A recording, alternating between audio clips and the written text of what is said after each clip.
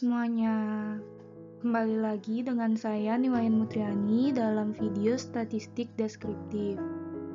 Baik, sekarang saya akan mencoba untuk menjelaskan cara melakukan analisis statistik deskriptif yang meliputi ukuran pemusatan data, tabel distribusi frekuensi, histogram, kurva normal, dan sebaran data. Namun, sebelum lebih lanjut saya menjelaskan, saya ingin memastikan bahwa pada software Excel yang kita gunakan telah terinstall menu data analisis. Dengan cara kita klik data, lalu kita lihat pada pojok kanan atas apakah sudah ada menu data analisis atau belum. Jika belum, kita bisa menginstalnya dengan cara klik file, lalu pilih menu option, dan pilih menu add-ins, lalu minutes-nya kita pilih dengan Excel Add-ins, lalu klik Go. Lalu akan muncul beberapa menu seperti ini. Di sini kita hanya memerlukan satu menu, yaitu Analysis Toolpath. Jika Analysis Toolpath ini sudah kita centang seperti ini, kita bisa klik OK. Karena di software Excel saya sudah terinstall menu data analisis, jadi saya tidak perlu untuk klik OK lagi. Setelah menu data analisis terinstall, kita bisa menghitung data yang kita buat. Di sini saya menggunakan data tinggi badan siswa 12 IPA 5 SMA Bina Mandiri. Yang pertama, kita bisa menghitung reratannya dengan cara sama dengan average, kurung buka, lalu kita draft data tinggi badan yang ada di tabel, dari data pertama hingga data terakhir. Kemudian enter. Dan untuk mediannya, yaitu sama dengan median, kurung buka, sama draft data tinggi badan dari data awal hingga akhir, lalu enter. Dan untuk modus, yaitu sama dengan mode, draft lagi data tinggi badan yang tadi, kemudian enter. Dan untuk jumlah kelasnya, kita bisa menghitungnya dengan cara menggunakan rumus Sturges, yaitu sama dengan 1 ditambah 3,322 dikali log yang basicnya itu 10, kemudian dikali dengan N, yaitu N adalah banyaknya data yang kita buat. Data yang saya buat di sini banyaknya adalah 38 data. Lalu enter. Dan untuk mencari nilai minimum, kita bisa menggunakan formula sama dengan min, buka, lalu draft data tinggi badan dari data pertama hingga data terakhir. Lalu enter. Dan untuk nilai max-nya, kita bisa mencarinya dengan cara sama dengan max, kurung buka, draft kembali data tinggi badan yang tadi, lalu enter. Dan untuk menghitung panjang kelasnya, kita bisa menggunakan formula sama dengan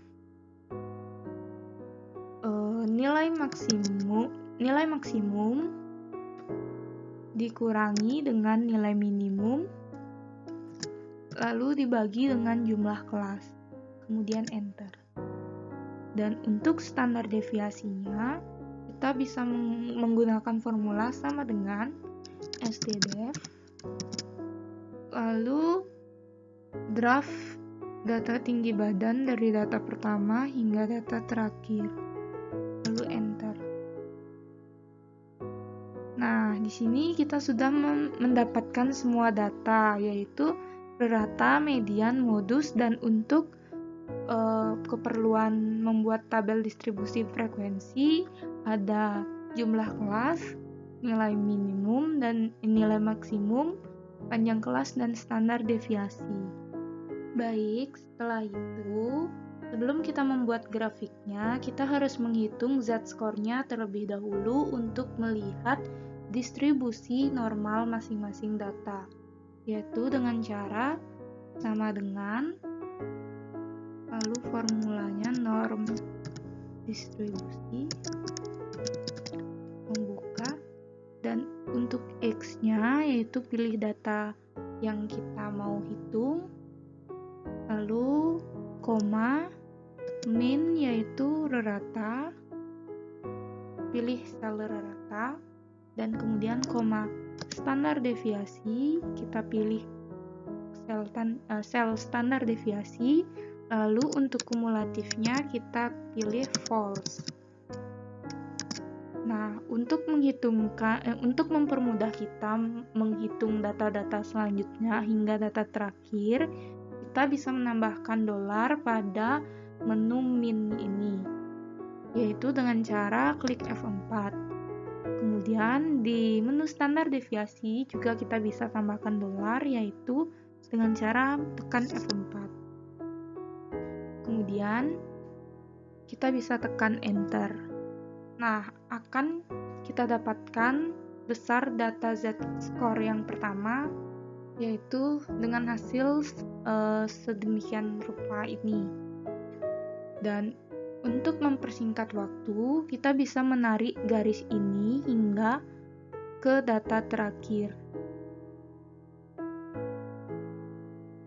Nah, secara otomatis akan terhitung data dari awal hingga data terakhir. Nah, untuk membuat kurva normal, data harus diurut dari data terkecil hingga ke besar. Dengan cara kita filter semua data ini, yaitu kita draft data-data ini,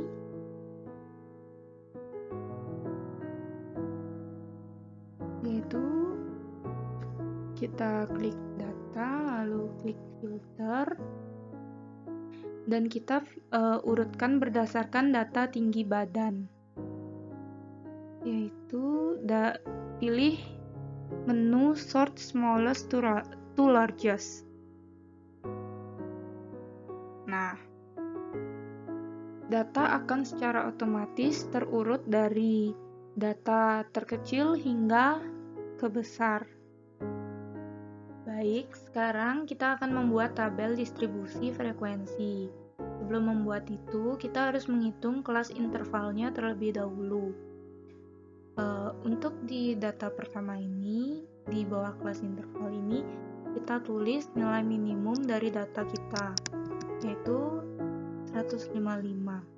Kemudian di bawahnya kita gunakan formula sama dengan kita klik sel nilai kelas interval pada data pertama, kemudian kita tambahkan dengan panjang kelas. Panjang kelas yang kita dapatkan ini adalah 3, yaitu berarti kita tambahkan 3. Kemudian klik enter. Lalu untuk mempercepat waktu atau mempermudah pekerjaan, kita bisa menarik garis ini sampai ke nilai kelas interval yang kita perlukan. Itu. Kemudian untuk menghitung frekuensi dari masing-masing data, dan kita bisa menggunakan menu data analisis yang ini. Kita klik,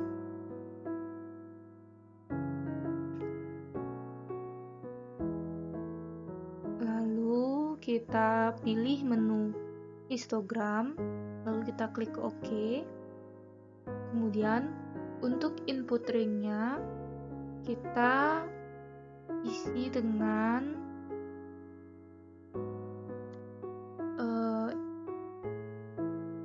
data nilai yang ini. Kemudian untuk bin ring-nya kita isi dengan data dari kelas interval. Nah, untuk output ringnya kita klik, lalu kita isi dengan interval kelas, lalu kita klik OK. Nah, akan muncul data seperti ini.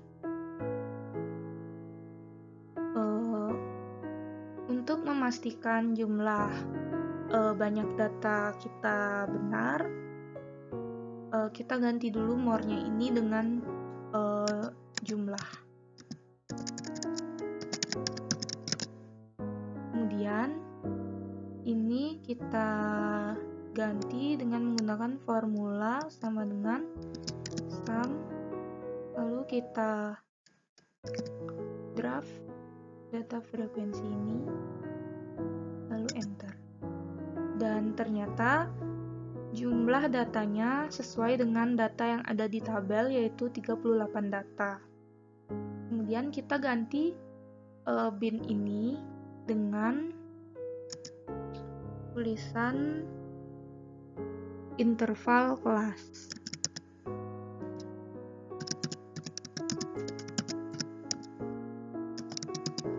Kemudian ini kita ganti dengan frekuensi.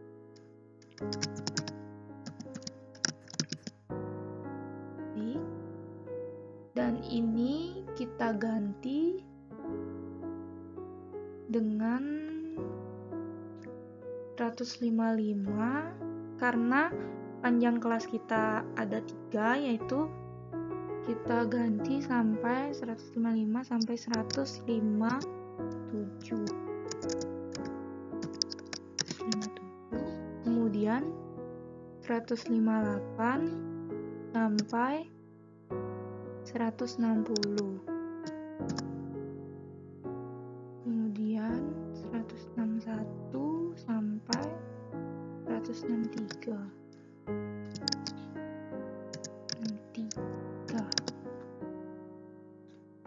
164 sampai 166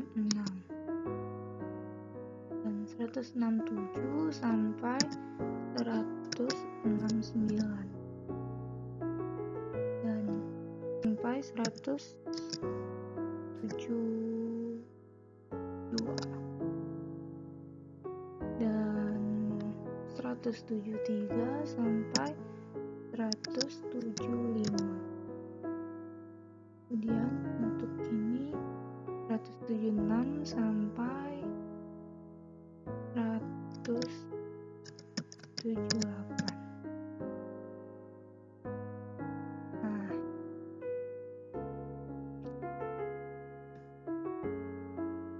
kita ubah, taruh di tengah-tengah.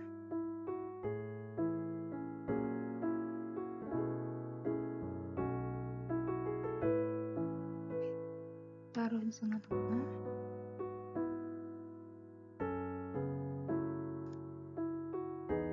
Nah, jadi ini merupakan data yang kita hitung menggunakan menu data analisis yang telah kita install tadi. Nah, ini kita sudah menghitung tabel distribusi frekuensi dari data tinggi badan siswa 12 IPA 5 SMA Bina Mandiri. Lalu setelah itu kita akan membuat histogramnya dengan cara membuat grafik batang seperti pada video sebelumnya. Yaitu kita bisa blok terlebih dahulu interval kelas dan frekuensinya, lalu kita klik insert dan kita pilih chart yang ini, dan akan muncul gambar grafik seperti ini. Nah, ini kan barnya itu terlalu kecil. Untuk mempercantiknya, kita bisa edit barnya untuk terlihat lebih lebar dengan cara double klik, lalu gap width-nya kita kecilkan, kita turunkan ya.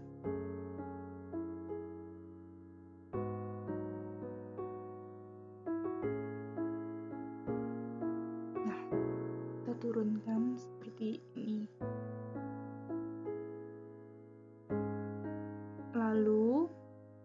Setelah itu kita akan buat kurva normalnya dengan cara kita klik select data, dan pada legend entries-nya kita klik add, dan untuk series name-nya kita isi dengan kurva normal. Dan untuk series value-nya kita input data dari z-score pada tabel yang telah kita buat. Lalu klik OK.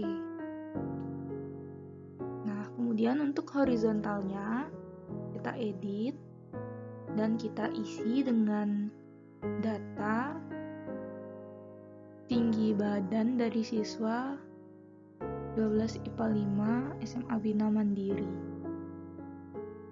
Lalu klik OK. Dan klik OK kembali. Seperti yang kita lihat, setelah kita memasukkan data tadi, grafik ini berubah menjadi kecil. Dan bagaimana cara untuk membuatnya terlihat lebih jelas, yaitu kita bisa pilih atau klik change chart type, lalu kita klik combo dan kita centang kurva normalnya, lalu lainnya kita ganti dengan yang smooth, scatter with smooth, lalu klik OK. Nah, dari yang kita pelajari sebelumnya bahwa kurva normal itu biasanya berbentuk seperti lonceng, kita bisa lakukan edit ini dengan cara klik design, lalu klik add chart element dan axis, kemudian pilih secondary horizontal. Kemudian data ini masih dalam berbentuk nilai distribusi normalnya, nilai data yang ini. Jadi kita harus ubah dalam bentuk interval kelas.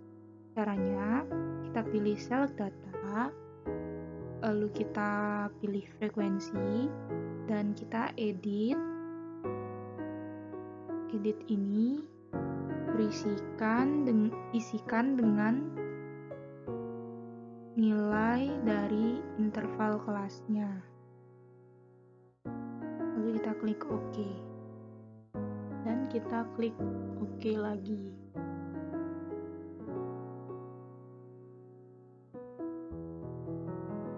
Nah, untuk yang di atas ini kita bisa ganti dengan cara double klik. Minimumnya kita isi dengan nilai minimum dari data kita, itu 155, dan maksimumnya 175. Lalu kita klik OK.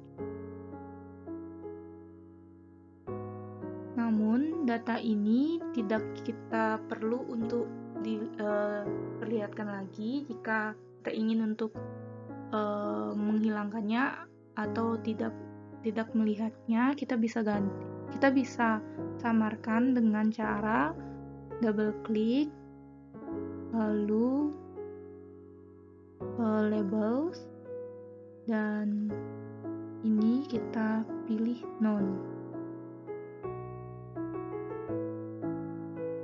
Seperti ini.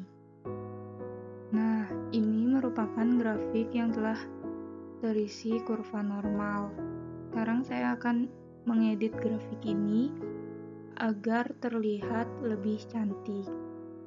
Yang pertama, untuk garis bantu ini kita bisa hilangkan dengan cara klik, lalu klik delete. Dan untuk garis sumbu X dan sumbu Y-nya akan saya tebalkan dengan cara kita klik ini, lalu kita klik double klik dan kita ganti line-nya dengan solid line, lalu warnanya dengan warna hitam. Kemudian untuk tick marks-nya major type kita ganti dengan outside. Lalu untuk garis ini sama, double klik, ganti line-nya dengan solid line, dan warna hitam. Lalu tick marks-nya kita ganti dengan major type-nya yaitu outside. Dan ini juga sama, klik datanya lalu double klik. Lalu kita ganti line-nya dengan solid line warna hitam. Kemudian tick marks-nya major type-nya yaitu outside. Dan untuk memberi keterangan di samping dan di bawah-bawahnya, kita bisa lakukan yaitu kita klik data yang ini, lalu kita klik design, kemudian klik add chart element, lalu kita klik assist details, lalu kita pilih yang primary vertical. Lalu di sini kita isi dengan tulisan frekuensi. Dan untuk ini sama, kita pilih add chart element lalu axis details dan kita pilih primary horizontal dan kita beri nama interval kelas.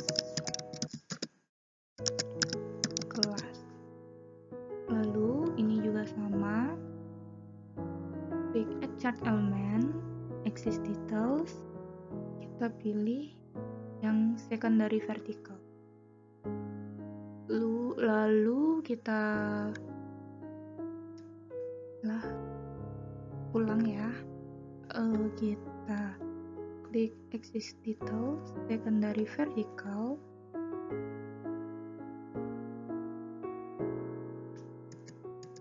lalu di sini itu Z score.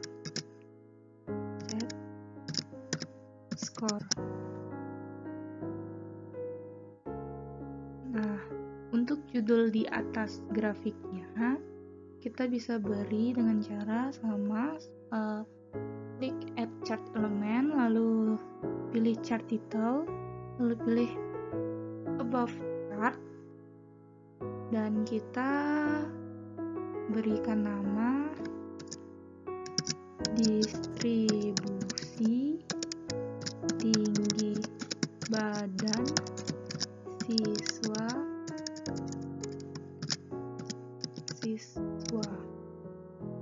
12 IPA 5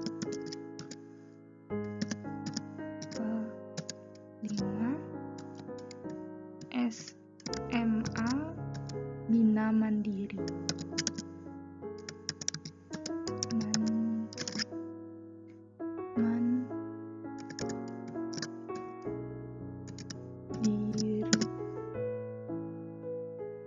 Nah, maaf ini ada salah.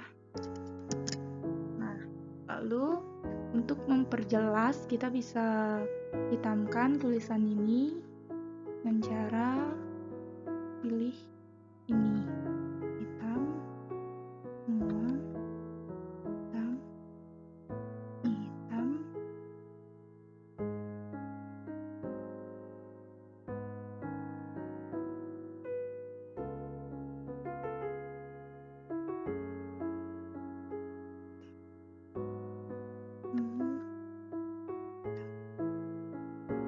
Saya buat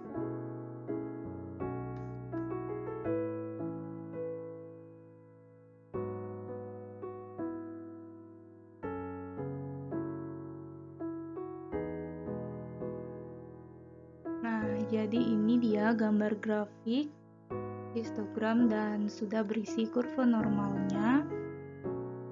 Semoga kalian yang sudah menonton video saya menjadi lebih paham dan semoga apa yang saya sampaikan bisa membantu kalian dalam menyelesaikan masalah dalam analisis data. Baik, sekian yang dapat saya sampaikan. Jika ada kesalahan kata, yang disengaja maupun tidak disengaja, saya mohon maaf dan saya ucapkan sampai jumpa. Terima kasih.